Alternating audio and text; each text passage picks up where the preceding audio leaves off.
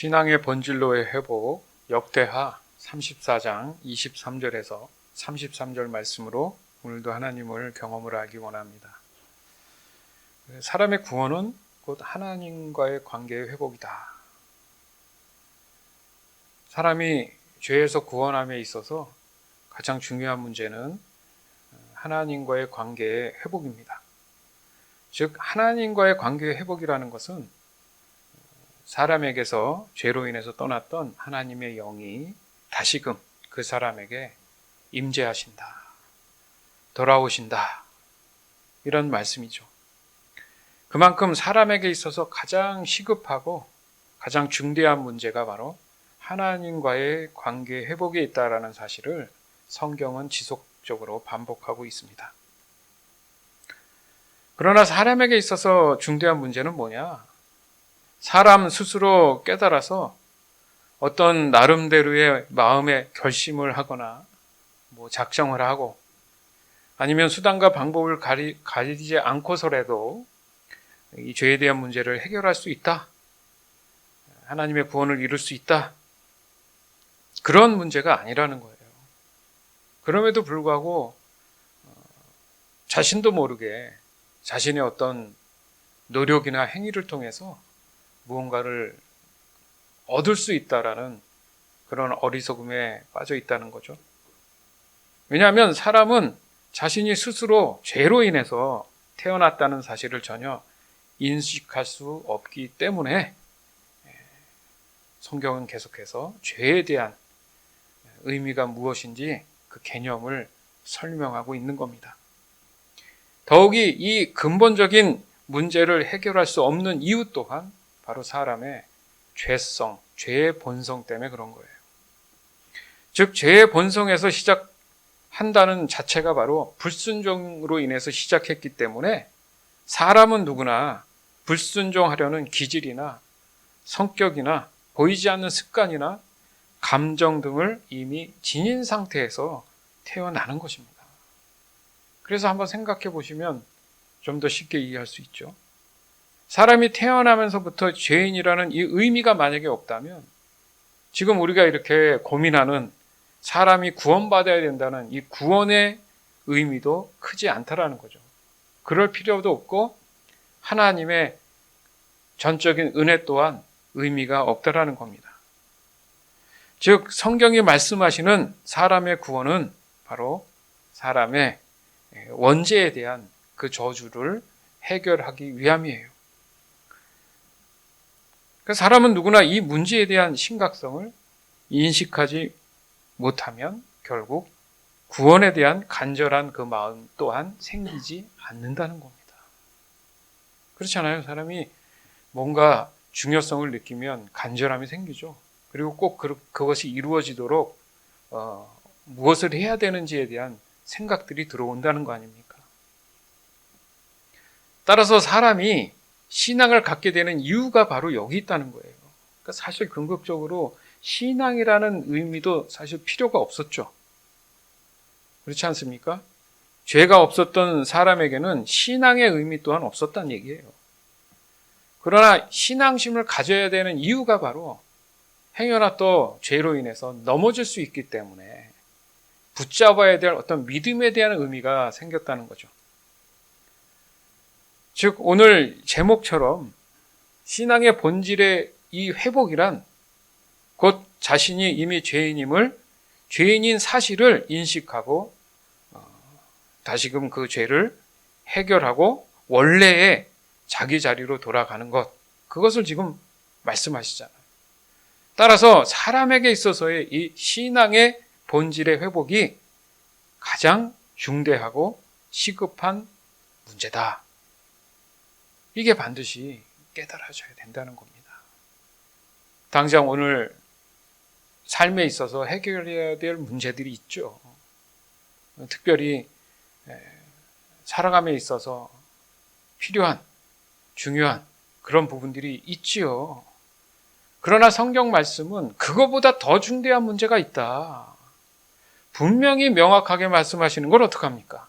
그것은 제 개인적인 의견도 아니고 성경이 말씀하시는 것보다는 사람의 먹고 삶에 그 중요성보다 더 중요한 문제가 있다. 이걸 끊임없이 말씀하시는 거예요. 그러면 이 사실을 깨닫는다는 이 의미가 매우 중요하구나. 즉, 이 깨달음은 사람 스스로 할 수 없다는 것이기 때문에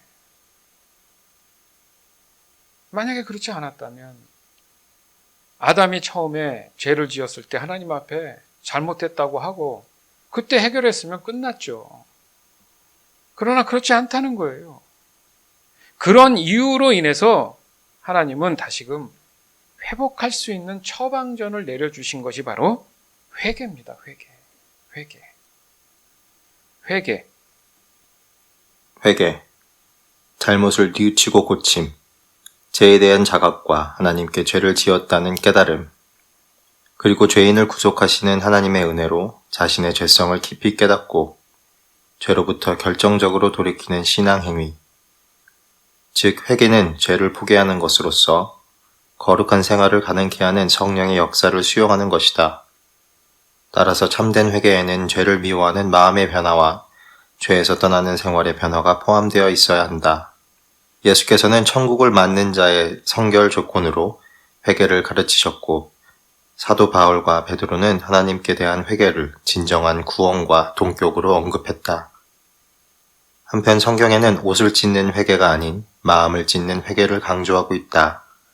그리고 입술의 회개는 물론 그 회개에 따르는 변화된 생활, 곧 회개에 합당한 열매를 맺으라고 강조한다. 예. 그러니까 사람에게 있어서 이 회개라는 것, 그러니까 회개에 대한 내용들을 수만 번 반복하고 또 강조를 해도 전혀 무리가 되지 않는다는 거예요. 다시 말해서 사람에게 숨을 쉬어야 살 수 있습니다. 이거 굳이 강조하지 않아도 당연히 중대한 문제 아닙니까? 안 그러면 죽습니다. 그죠? 즉 사람이 회개라는 호흡이 만약에 있다면 죽어가는 그 영혼이 구원받기 위해서는 회개라는 그런 호흡을 해야지만이 새 생명으로 다시 거듭난다는 의미예요. 거기에 사람 입장에서 무슨 조건이 필요하고 어떤 선택의 여지가 있겠습니까? 따라서 사람 입장에서는 무조건 순종하는 것이 당연히 살기 위한 선택이 되지 않겠습니까? 욥대야 7장 14절에서 16절. 내 이름으로 일컫는 내 백성이 자기들이 한 일을 뉘우치고 나에게 기도하고 내 말을 따르며 악한 길에서 돌이키면 내가 하늘에서 그들의 기도를 듣고 그들의 죄를 용서해주며 그들의 땅을 고쳐줄 것이다. 내가 그들을 돌보아주며 이곳에서 드리는 기도를 들어주겠다. 내가 이 성전을 선택하여 거룩하게 했으므로 내 이름이 영원히 이곳에 있게 하겠고 내 눈과 내 마음이 영원토록 이곳에 머무르게 하겠다. 아멘. 자, 보세요. 그들의 기도를 듣고, 하나님이 기도를 듣는 경우가 있고 듣지 않는 경우가 있다는 얘기잖아요. 쉽게 얘기하면. 그런데 그들의 기도를 듣는 마치 조건처럼 느껴지는 게 뭡니까? 자신들이 한 일을 뉘우치고 나에게 기도하고 내 마음을 따르며 내 말을 따르며 악한 길에서 돌이키면 기도를 들어주신다는 거예요. 반대로 기도를 들어주시지 않는 이유는 좀 전에 언급했던 내용이 선행되지 않았기 때문이죠. 정리해보면 바로 이 말씀이 신앙의 본질로의 회복에 있어서 진행되는 과정이고 또 그 결과에 대한 말씀 또한 하고 있다는 거죠. 그러니까 다시 말씀드리면 자신들의 한 일, 그러니까 죄에 대한 문제에 대해서 깨닫고 그것에 대해서 뉘우치는 사람이 있죠. 그러면 하나님께서 기도하게 하신다는 거예요. 무슨 말입니까? 하나님만 찾게 하신다는 거죠. 그래서 하나님의 말씀을 따르게 된다는 겁니다. 그래서 악한 길에서 돌이키게 된다는 거죠. 하나님은 결과적으로 이런 사람들에게 어떻게 하시느냐? 그들의 기도를 반드시 들어주시고 가장 선한 길로 인도해 주신다. 바로 궁극적인 죄가 용서되는 거죠. 그들의 삶을 또한 고쳐주십니다. 그리고 16절에 보니까 이 성전을 선택하여 뭡니까? 교회를 세우시고 그 교회를 택하여서 그곳에서 그들을 돌보시면서 그들의 기도에 응답하신다. 곧 거룩한 곳으로서 하나님의 이름이 영원토록 계시는 것이며 하나님의 눈과 마음이 영원히 그곳에 머무신다. 그만큼 교회의 삶이라는 게 그렇게 쉬운 게 아니고 우습게 볼 일이 아닌 거예요. 결국 신앙의 본질이 회복되면 언제나 그 사람에게는 하나님이 항상 함께 하게 되는 겁니다. 따라서 사람의 구원은 사람에게 있어서 가장 복된 삶을 누리게 한다는 의미가 되죠. 바로 이를 위한 사람의 회개는 스스로 겸비해야 한다는 의미를 가지고 있다. 즉 하나님이 원하시는 올바른 회개를 위해서 반드시 가장 먼저 선행돼야 될 것이 바로 스스로 겸비함이 있어야 된다. 그러면 여기서 스스로 겸비한다는 게 무엇인가? 자신의 어떤 행위로 인해서 스스로 자기를 낮추고 무언가를 준비한다는 그런 의미가 아니에요. 즉 하나님의 말씀 앞에 정직하게 동의하는 거예요. 그 말씀에 대해서 또한 자신의 죄에 대해서 인식하고 받아들인다는 의미입니다. 오늘 본문에도 보면 그래요.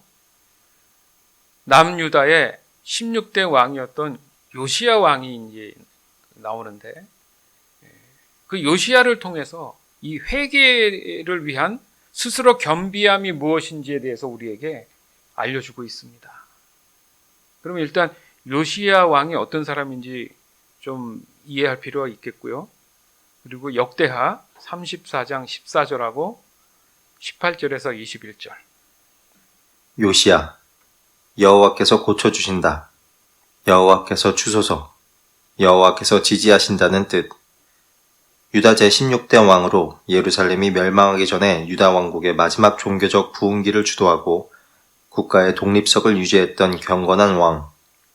아몬 왕과 보스가 나다야의 딸인 여디다 사이에서 태어났는데 그가 태어나기 전에 이미 그 사역과 이름이 예언되었다. 그는 8세에 즉위하여 31년간을 통치하면서 경건했던 여호사밧과 히스기야 왕의 전통을 이어 여호와 신앙을 회복하기에 힘썼다. 그는 제8년 되던 해 다윗의 하나님을 찾고 하나님의 뜻을 따라 행동하기를 원했고 제위 12년 되던 해 우상을 파괴하고 가증한 이교적 예배를 금하였다. 그리고 제위 18년 되던 해 성전을 수리, 복구하면서 성전에서 율법책을 발견하였다. 대제사장 힐기야에 의해 발견된 율법의 말씀을 들은 요시야는 옷을 찢고 통곡하면서 겸손히 여호와의 뜻을 물었다. 이에 여선지자 훌다는 하나님 앞에서 자신을 철저히 낮춘 요시야는 예언된 재앙을 만나지 않고 평안히 조상들과 함께 잠들 것이 약속되었다는 사실을 알려준다. 요시야는 율법책의 내용을 깨달은 후 정결 작업에 더욱 박차를 가해 율법 중심의 제2의 종교개혁과 영적 대각성을 추진하게 된다. 이때 그는 백성들에게 율법을 읽어 그 언약을 온전히 쫓게 하였고 각종 산당과 우상들 및 그와 관련된 부정한 것을 모조리 파괴하고 빻아서 가루를 만들거나 불살랐고 신접한 자나 박수 등 모든 우상 숭배자들을 처형하였다. 이 개혁의 칼바람은 유다 징역을 넘어 당시 아수르 치하에 있던 북이스라엘 지경까지 영향을 미쳤다. 이렇게 정결 작업을 진행한 뒤 요시야는 유월절 절기를 성대하게 지킴으로써 종교개혁을 완수하게 된다. 요시야에 의해 정착된 경건한 분위기는 예레미야의 사역 초기에 여러 모양으로 영향을 미쳤음에 틀림없다. 레위 사람들이 여호와의 성전에 있던 돈을 꺼내고 있는데 제사장 힐기야가 여호와의 율법책을 발견했습니다. 그 율법은 하나님께서 모세를 통해서 주신 것입니다. 그런 뒤에 서기관 사반이 왕에게 말했습니다. 제사장 hil기야가 나에게 책을 주었습니다. 사반이 그 책의 내용을 왕에게 읽어주었습니다. 왕은 율법책의 말씀을 듣더니 너무 슬퍼서 자기 옷을 찢었습니다. 그는 hil기야와 사반의 아들 아하감과 미가의 아들 압돈과 서기관 사반과 왕의 종 아사야에게 명령을 내렸습니다. 가서 나의 이스라엘과 유다에 남아있는 백성을 위하여 발견된 이 책의 말씀에 대해 여호와의 뜻을 여쭤보시오. 우리 조상이 이 책의 말씀에 복종하지 않았기 때문에 우리를 향해 불붙는 여호와의 진노가 크오. 우리 조상은 우리가 지켜야 할 이 말씀을 따르지 않았소. 예. 그러니까 내가 온전히 잘 믿으면 내 후손도 그 믿음의 유산을 따라서 하나님의 은혜가 더해지는 거예요. 그러나 내가 그 믿음에 대한 것들을 걷어버리면 그 영향력이 또한 내 후손들에게 간다 생각하면 좀 더 책임감을 가져야 되지 않을까요? 그래서 올바로 진리를 깨닫고 이해하는 문제는 우리 신앙생활에 있어서 매우 중요합니다. 그렇지 않습니까? 생각해보면 그 장엄했던 신앙의 역사들이 도대체 어디로 갔다는 건가? 그 전에 많은 세월 전에 다윗과 솔로몬이 분명히 존재했고요. 그들이 보여줬던 신앙의 본질의 회복으로 인한 결실이 뭐였어요? 여호와의 전이었어요. 성전. 다윗이 짓지 못했던 것들을 하나님께서 약속하시고 그의 아들 솔로몬에게 허락하시지 않습니까? 그런데 오늘 말씀을 보면서 이게 어떤 일입니까? 레위 사람들이 여호와의 전에 있던 돈을 꺼내고 있는데, 그러니까 그 사람들도 하는 일이 돈부터 꺼낸 거예요. 그 율법책이 있는지도 몰랐던 느낌인 거예요, 지금. 얼마나 많은 세월 동안 하나님을 잊고 살았는지를 알 수 있습니다. 그러다 보니까 그 옆에 뭔가 책이 있어서 이렇게 보니까 내용을 보니까 여호와의 율법책이었던 거죠. 그 율법은 하나님께서 모세에게 이미 주셨던, 도대체 하나님의 율법책이 어떻게 이렇게 취급을 받을 수 있을까? 그 당시에는 왜 그랬을까가 아니라 지금 저와 여러분 삶 안에 하나님의 말씀인 이 성경을 어떻게 취급하고 있습니까? 라고 질문할 수 있죠. 예. 적어도 그렇잖아요. 요시야 왕 이전에는 전혀 하나님을 찾지 않았다는 증거잖아요. 더욱이 철저히 하나님을 떠났고 하나님이 그렇게 하지 말라는 짓만 골라서 하지 않습니까? 죄성이라는 게 그런 거잖아요.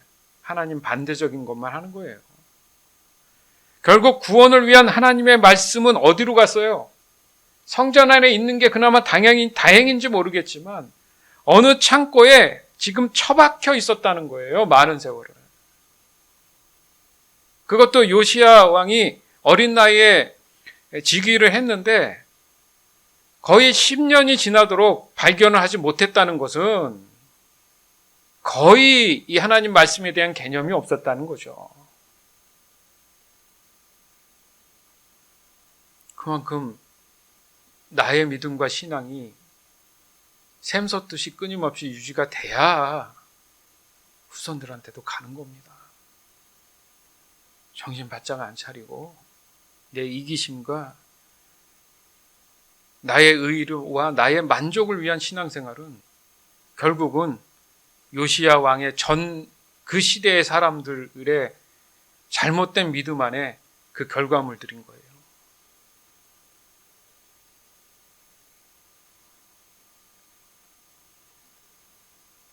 하나님을 등진 그 당시에 그들의 악함만을 우리가 손가락질할 수 있을까? 그 누군가는 언젠가 우리를 손가락질할 수도 있겠죠. 역대하 34장 23절에서 25절. 훌다가 그들에게 말했습니다. 이스라엘의 하나님이신 여호와께서 이렇게 말씀하셨으니 당신들을 나에게 보낸 사람에게 전하시오. 내가 이곳과 여기에 사는 백성에게 재앙을 내리겠다. 내가 내릴 재앙은 유다의 왕이 읽은 책의 말씀 속에 있다. 유다 백성은 나를 저버리고 다른 신들에게 향을 피우며 온갖 악한 일을 하여 나를 노하게 했다. 내가 이곳을 향해 내 노를 쏟아부으리니 아무도 나의 노를 멈추지 못할 것이다. 그러니까 하나님은요, 너 앞에 복과 저주를 내놓겠다. 어떤 것을 선택할 것이냐. 분명히 말씀에 있어요. 그죠? 그 말씀 없이 지금 이 요시야 왕이 이 책을 발견한 게 아니에요. 이미 하나님께서는 사람의 어떤 잘못된 죄성에 대한 부분들이 있음을 아시고 사람들로 하여금 살 길에 대한, 아까도 말씀드렸지만 살기 위해서 선택이 아니라 반드시 그렇게 해야 함을 깨닫게 하시기 위해서 주신 말씀이죠. 여러분 잘 아셔야 되는 게 있어요. 그러니까 생각난 김에 말씀드리면, 왜 하나님이 말씀하셨죠? 하나님 말씀에 불순종하고 하나님을 떠나는 자들에게 3대가 저주를 받아 망한다, 이런 말씀이 있단 말이에요, 성경에. 근데 그것을 설교 단상에 쓴 사람이 성도를 향해서 하거나 어떤 개인을 향해서 그 저주를 하거나 하나님 앞에 엄청난 심판을 받는 거예요. 절대 그런 말을 하면 안 됩니다. 사람이 할 수 있는 말이 아니라 하나님만 하실 수 있는 말씀인 거예요. 누군가가 신앙적으로, 영적으로 뭔가 잘못되어 있다고 해서 내가 그것에 대해서 저주해서는 안 된다는 얘기죠. 왜? 그러려면 그 사람이 하나님이어야지 그 얘기를 한 거죠. 그렇죠? 성경에 보면 하나님이 하신 말씀이에요. 그 이후로 어떤 사람이 그렇게 얘기한 적이 없어요. 단 아브라함에게 하나님 말씀하신 게 너를 복 주는 자에게 복을 주고 저주한 자에게 저주가 임하겠다 했지, 아브라함이 가서 나를 저주하는 자는 저주받겠다 이렇게 얘기하지 않았단 말이에요. 무슨 말을 하고 싶으냐면, 사람이 하나님을 떠나고 등지는 이 죄성이라는 게 자신이 신이 되기를 원하는 마음이거든요. 그러니까 자기가 하나님의 자리를 차지하려는 그 욕망 때문에 자꾸 하나님 위에 서려고 한다는 거죠. 그러니 잘못 배운 목회자가 성도들 말 안 듣는다는 이유로 저주를 한다는 것은 벼락맞을 일이죠. 함부로 감히 할 수 없는 일인데도 불구하고 이 개념조차 없어졌던 것이 바로 교만했던 과거에 요시야 왕 전에 있었던 왕들이 가졌던 마음과 생각들인 거예요. 그들이 하나님이 돼서 하나님을 무시하고, 그랬기 때문에 하나님의 성전을 완전히 우상의 도굴로 만들어버렸잖아요. 그리고 자신이 컨트롤할 수 있게 한 거죠. 그것을 지금 우리 신앙 안에 들어오면 내가 그렇게 할 수 있다는 거예요. 교회에 있던 어디에 있든 간에 자기가 하나님 위에 서서 자기가 판단해가지고 자기의 마음에 들고 자기의 만족을 위해서 사람들에게 불편함을 주는 것은 하나님이 듣고 다 보고 계십니다. 얼마나 잘못된 가르침이 많은지 저도 나중에 알았죠. 어린 시절에 신앙생활 했던 그런 모든 것들은 그게 다 전부인 거라고 생각하지 않겠습니까? 그 당시에 무슨 어떤 동영상 매체가 있고 그런 게 없잖아요. 그러니까 교회 안에서 가르쳐 주는 것이 다 그게 옳고 맞는 줄 알았지만 세월이 흘러서 모든 것이 진리 가운데 더 고민하고 연구한 그런 깨달음 안에서는 굉장히 잘못된 게 많습니다. 그런 걸 하나하나 깨달아가는 것이 중요한 것처럼 바로 이 오늘 본문 말씀의 요시야 이 왕이 그것을 알게 된 거죠.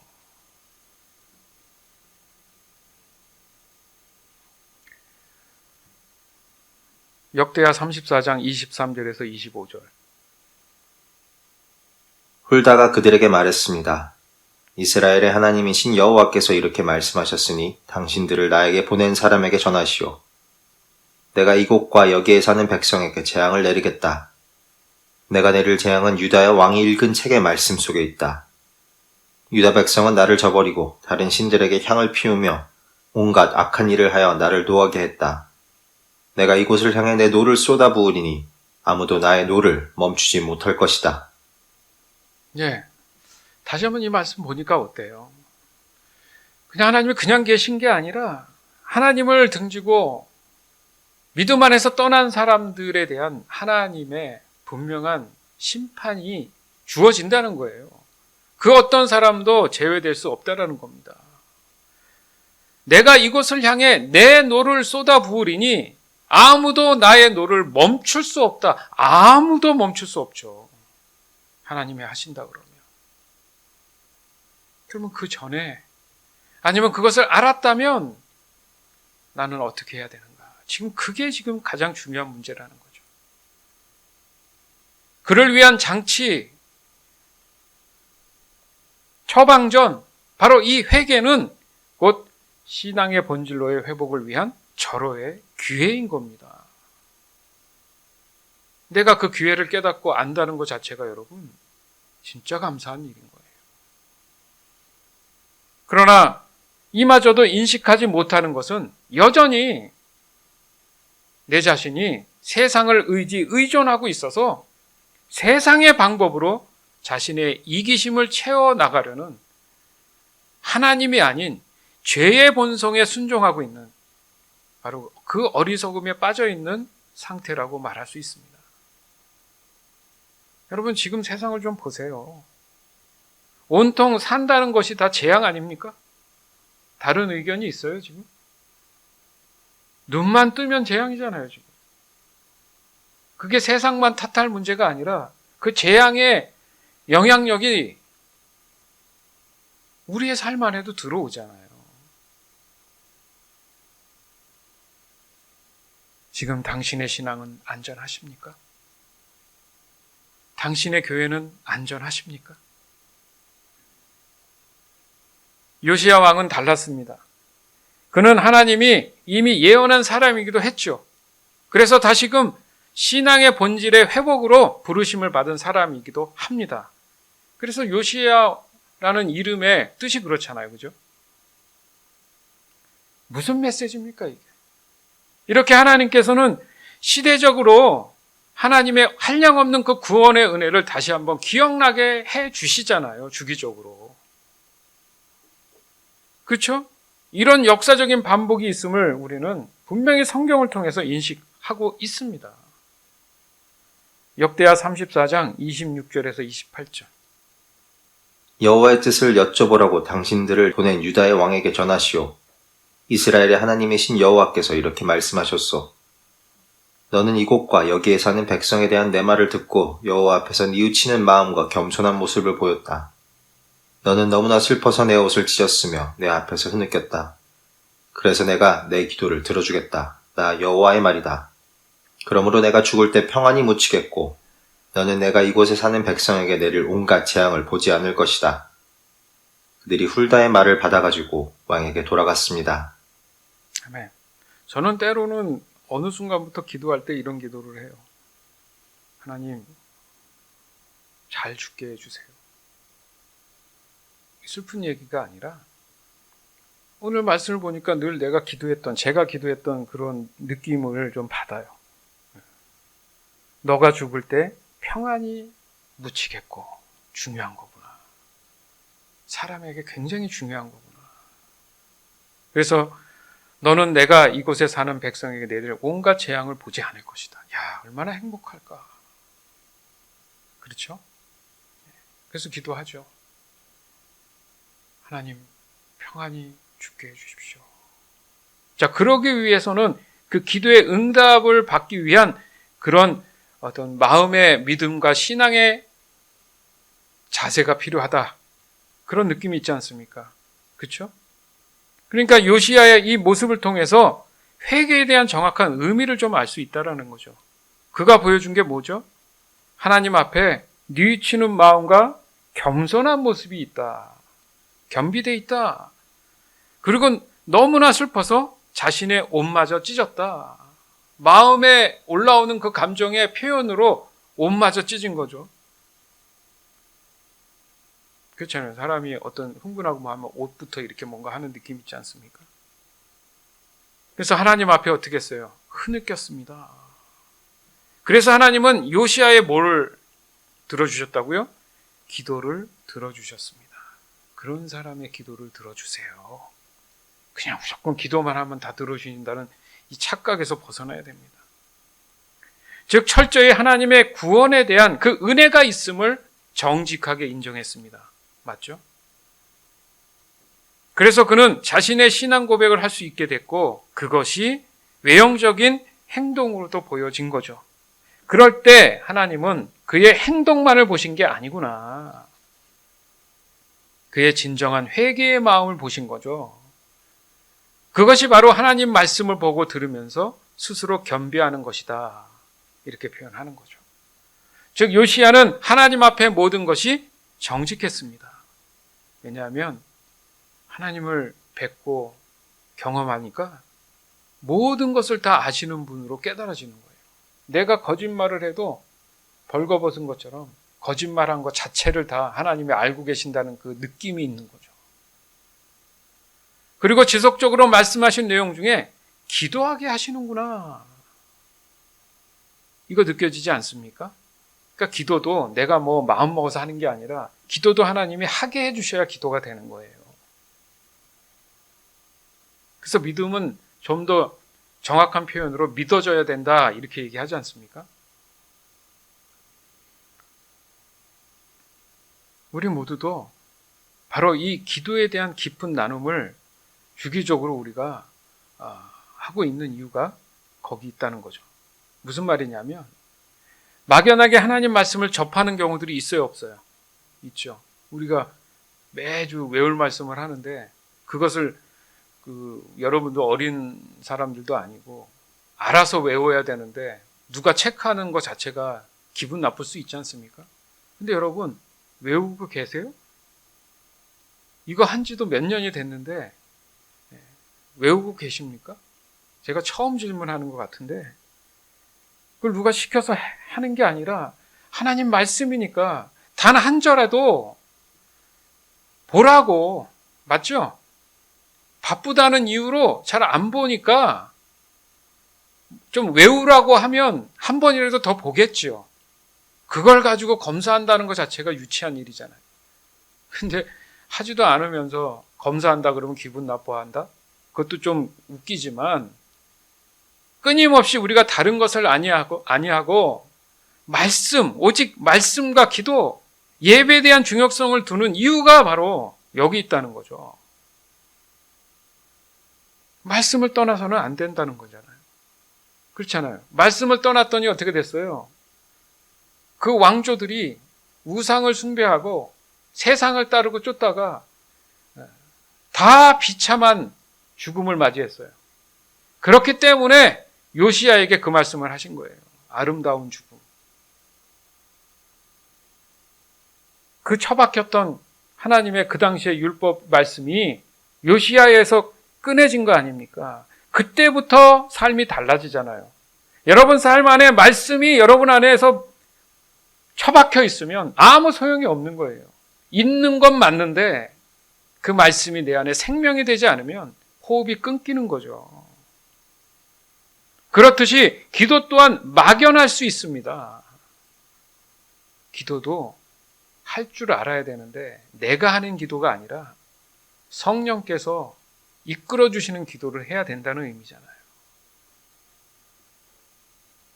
사실 기도는 사람이 하나님께 필요한 것을 구하는 것처럼 여겨지는 경우가 대부분이에요. 대부분이에요. 그러나 정확히 얘기하면 기도는 하나님의 선하심을 구하는 것입니다. 뭐라고요? 기도는 100% 하나님의 선하심만을 구하는 거예요. 즉 모든 것의 결정권은 하나님께 있다라는 것을 인정하고 그 결정에 따라서 100% 순종하겠다라는 그런 의미를 가지고 있는 겁니다. 정확히 알아야 돼요. 마태복음 7장 7절에서 11절. 구하라, 그리하면 너에게 주실 것이다. 찾아라, 그러면 발견할 것이다. 두드려라, 그러면 문이 너에게 열릴 것이다. 구하는 사람은 누구든지 받을 것이다. 찾는 사람은 찾을 것이다. 그리고 두드리는 사람에게는 문이 열릴 것이다. 아들이 빵을 달라고 하는데 너희 중에서 누가 돌을 주겠느냐? 아들이 생선을 달라고 하는데 누가 뱀을 주겠느냐? 비록 너희가 나쁜 사람이라 할지라도 자녀에게 좋은 것을 주려고 하는데 하물며 하늘에 계신 너희 아버지께서 구하는 사람에게 좋은 것을 주시지 않겠느냐? 아멘. 자, 사람들이 대부분 접하는 말씀이 7절에서 대부분 10절까지만 봐요. 왜냐하면 자기 입장에서 사람의 관점에서 보기 때문에 7절에서 10절까지만 보고 11절은 잘 안 봐요. 그러니까 눈에 잘 안 들어와요. 그러다 보니까 구해라, 찾아라 뭐 이런 의미가 내가 원하는 것을 구하면 주신다, 찾는다 이렇게 해석을 하는데 절대 아닙니다. 7절에서 11절의 가장 핵심이 되는 내용은 마지막 절에 있는 하물며 하늘에 계신 너희 아버지께서 구하는 사람에게 좋은 것을 주시지 않겠느냐예요. 그러면 원래대로 사람들이 생각하고 있는 걸로 보면 하물며 하늘에 계신 너희 아버지께서 구하는 사람이 원하는 것이 있다면 다 주지 않겠느냐 이렇게 얘기해야 되는데 그렇게 얘기하지 아니하시고 구하는 사람에게 좋은 것을 주시지 않겠느냐 이렇게 표현했단 말이에요. 그러니까 아들이 빵을 달라고 하는데 너희 중에 돌을 주겠느냐 그랬더니 빵 달라면 빵 주는 거 아니에요? 이렇게 이해를 하면 안 된다는 거예요. 아들은 빵을 원하지만 그 빵이 그 아들에게 정말 중요한지를 하나님께서 보시고 가장 좋은 걸 주신다는 거예요. 근데 이게 빵이라니까 이거 먹고 사는 이런 문제? 그 빵이 아니에요, 이게 또. 그러니까 얼마나 많은 잘못된 성경적 해석이 있는지 모릅니다. 다 육신적이고 인본적이고 이기적이고 그런 거에 다 젖어서 해석을 하니까 또 그렇게 해석하면 다 해석이 돼요. 그러나 성경에 말씀하시는 기도의 참 의미는 마치 하나님께 뭔가 질문을 하는 거예요. 그러니까 요구하는 게 아니라 질문을 하는 거예요. 질문. 아시겠습니까? 즉 자신이 원하는 것을 달라고 떼를 쓴다는 의미가 아니고요. 하나님이 원하시는 뜻을 구하고 찾고 두드린다는 의미가 있는 거예요. 사실 이게 어느 정도 훈련이 필요해요. 왜냐하면 내 삶의 일상에 이게 완전히 젖어야 되기 때문에 또 이에 합당한 말씀이 반드시 있죠. 분명히 있죠. 마태복음 6장 33절. 먼저 아버지의 나라와 아버지의 의를 구하여라. 그리하면 이 모든 것들이 너에게 덤으로 주어질 것이다. 아멘. 그러면 좀 전에 일반적인 사람들이 알고 있었던 오해적인 측면에서 해석하면 이 말씀이 안 맞잖아요, 지금. 분명히 의를 구해라는 건 기도하라는 뜻이잖아요. 의라는 게 하나님의 기준입니다. 아버지의 의, 아버지의 나라. 근데 요시야는 바로 그런 기도를 했어요. 즉 먼저 사람을 향한 하나님의 구원의 뜻을 깨닫고 하나님의 의를 구한 거죠. 그걸 뭐라고 한다고요? 회개. 그러니까 결국 요시야는 하나님의 얼굴을 구했다. 그러니까 다시 말해서 다른 것에 관심이 있어서 하나님을 찾는 게 아니라 사람이 그렇잖아요. 얄팍하잖아요. 마치 하나님을 찾는 것 같아도 그 마음 안에는 자기가 원하는 게 있어서 하나님을 찾잖아요. 그러니까 그걸 순수하지 않다고 얘기해서 우리가 늘 강조하는 게 기쁘고 순수한 마음으로 기도해라, 예배해라. 순수하지 않고 변질된 마음에서의 기도나 예배는 하나님이 받으시지 않는다는 거죠. 무슨 말이냐? 쉽게 얘기하면 그 사람에게 임재하지 않는다는 얘기죠. 하나님이 찾아오지 않는다는 얘기죠. 그러니까 요시야는 오직 하나님만을 찾는다. 그거죠. 그 하나님만을 찾을 수 있는 순수한 마음. 따라서 요시야의 이 믿음의 행보는 그의 신앙의 상태를 그대로 보여준다는 겁니다. 역대하 34장 30절에서 32절. 왕은 여호와의 성전으로 올라갔습니다. 유다와 예루살렘에서 온 백성도 왕을 따라 올라갔습니다. 제사장과 레위 사람과 온 백성, 곧 보잘것없는 사람에서부터 귀한 사람에 이르기까지 모두 다 왕과 함께 올라갔습니다. 왕이 그들에게 여호와의 성전에서 발견한 언약의 책에 있는 말씀을 다 읽어주었습니다. 그런 뒤에 왕은 기둥 곁에 섰습니다. 왕은 여호와 앞에서 언약을 맺었습니다. 그는 여호와를 따르고 여호와의 명령과 규례와 율법에 복종하기로 약속했습니다. 그리고 그 책에 적힌 언약의 말씀을 따르기로 약속했습니다. 그런 뒤에 요시야는 예루살렘과 베냐민의 모든 백성에게도 언약을 지키게 했습니다. 예루살렘의 백성은 그들의 조상이 섬기던 하나님의 언약에 복종했습니다. 아멘. 자, 이 문장에서 한번 자세히 묵상해 보세요. 자, 요시야가 하나님께 요구한 게 있습니까? 단 하나도 없어요, 지금. 그냥 언약의 책에 있는 말씀을 어떻게 한다고요? 다 따르겠다고 약속한 것밖에 없어요. 근데 보세요. 왕을 따라 올라갔다 기도하러 간 거예요. 대상이 누굽니까? 제사장이고 레위인이고 뭐 온 백성. 무슨 말이냐? 보잘것없는 사람부터 귀한 사람 다 왕을 따랐다. 오늘날 지금으로 따져서 교회라고 치면 교회의 왕은 누구십니까? 예수 그리스도시죠.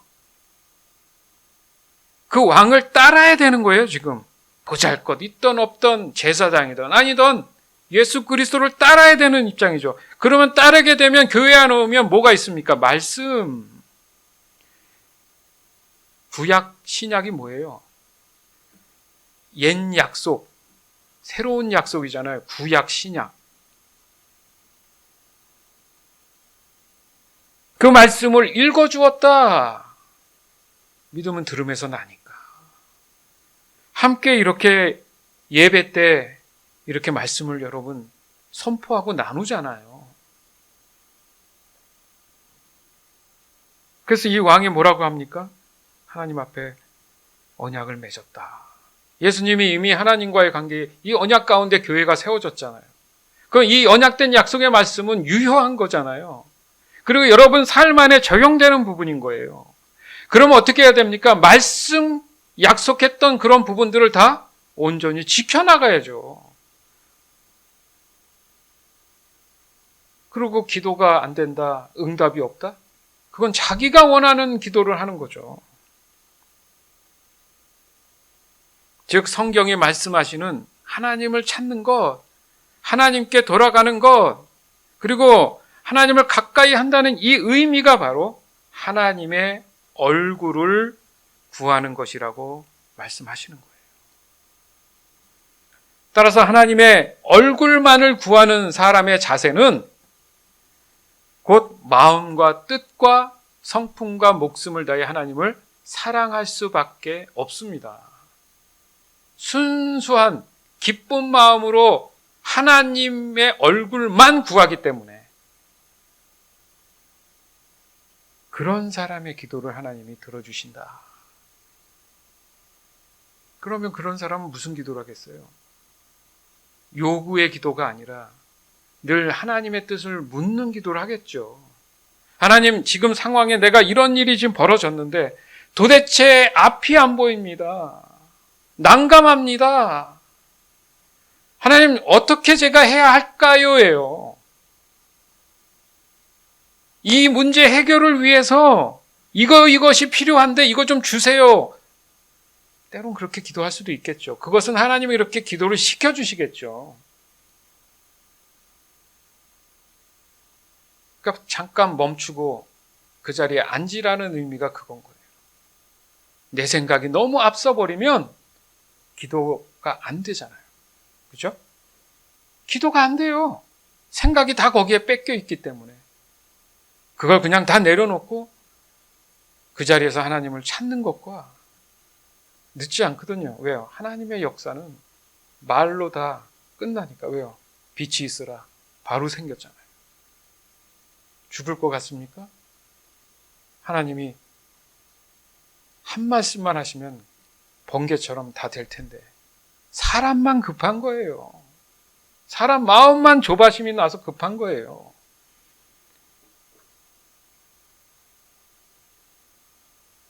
그리고 그런 사람은 삶에 있어서 죄악에 속한 모든 것들을 다 거부하기 시작합니다. 왜? 거룩해졌으니까. 즉 언제나 악한 길에서 떠난 그 상태를 유지하려고 해요. 내 마음 안에 성령께서 그 유지해야 한다는 믿음에 대한 확신을 늘 주시기 때문에 내 스스로가 그렇게 행동하기 시작한다는 거죠. 여기서 다시 정리해 보면 스스로 겸비하는 것이 회개의 시작점이라면 그 사람은 하나님이 기도하게 하십니다. 그리고 그 기도를 통해 더욱 하나님의 얼굴을 구하게 하시겠죠. 그리고 그 사람의 삶은 자연스럽게 세상의 이 악한 길에서 떠나가게 하실 겁니다. 그것이 바로 곧 회개가 이루어진다 이렇게 본다는 거죠. 역대하 34장 33절. 요시야는 이스라엘 백성이 차지하고 있던 온 땅에서 역겨운 우상들을 없애버렸습니다. 요시야는 이스라엘의 모든 사람으로 하여금 그들의 하나님 여호와를 섬기게 했습니다. 요시야가 살아있는 동안 백성은 그들의 조상이 섬기던 여호와께 복종했습니다. 아멘. 그러니까 슬픈 거는 그 당시에 요시야가 살아있는 동안이에요. 그죠? 그 전엔 그 다음에 또 어려움이 왔습니다. 요시야가 살아있는 동안, 지금으로 따지면 영원하신 예수 그리스도 계시기 때문에 예수 그리스도가 있는 동안은 하나님 말씀에 우리가 복종할 수 있는 거예요. 아멘. 그리고 지금 우리로서는 이 요시야 당시에 하나님의 직접적인 사람에게 임하는 그 임재의 개념이 아니잖아요. 그렇기 때문에 오직 예수 그리스도에 대한 이 복음을 듣고 이 죄를 회개함으로 인해서 죄악에서 떠나는 삶을 살아가게 된 것입니다. 주 안에서 사랑하는 여러분, 하나님을 향한 신앙의 본질의 이 회복을 위해서 반드시 뭐가 있어야 된다고요? 회개함이 있어야 된다. 그러기 위해서 복음을 들으면 먼저 스스로 겸비함이 나타나야 된다. 무슨 말이냐? 하나님이 기도하게 하실 것이고 반드시 하나님의 의도의 뜻을 따라서 구하고 찾고 두드리게 되어 있다라는 거잖아요. 그래서 자연스럽게 하나님의 얼굴을 구하는 삶으로 기쁘고 순수한 마음이 일어난다는 겁니다. 그 결과 예수 그리스도를 통한 이 회개의 열매로서 세상의 죄악에 있는 그 길에서 돌이키게 되고 또한 온전한 하나님의 선한 길로 날마다 순종하는 삶을 살아가게 된다는 것입니다. 따라서 저와 여러분 모두가 바로 이 신앙의 본질의 회복을 통해서 하나님과의 이 사랑의 교제가 날마다 더욱 깊어지기를 이 시간 간절히 주 예수 그리스도 이름으로 축원합니다. 아멘.